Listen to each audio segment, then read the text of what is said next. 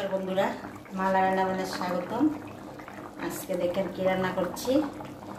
বড় মাছ দিয়ে আলু কোয়াশ দিয়ে ঝোল। আমরা এই ঝোলটা বেশি খাই, একদম কম তেল মশলা দিয়ে।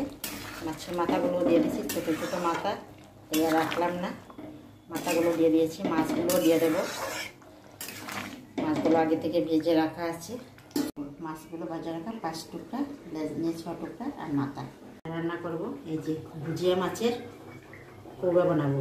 আমরা কৌড়া বলি, আপনারা কি বলেন জানি না, কে কী নামে ডাকেন। ছোটো মাছ দিয়ে কৌড়া। ভিডিওটা কেমন হয় আপনারা কমেন্টে বলবেন।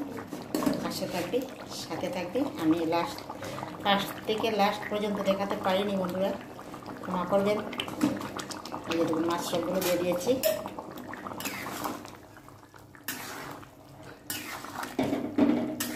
খুব সুন্দর হয়েছে। একটা রেসিপি করবো কাঁচা কলা ভাজা। একদম ভালো করে বাকল ফেলে দিয়ে টুকরো টুকরো কেটে হলুদ তেলে ভিজিয়ে রেখেছি। এখন নুন তেল দিয়ে ভেজে নিয়েছি।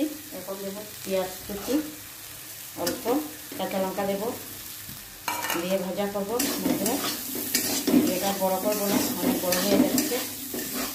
আজকের মতন এখানে সমাপ্ত। Tata, bye bye. সবাই ভালো থাকবেন, সুস্থ থাকবেন। সবাইকে নমস্কার।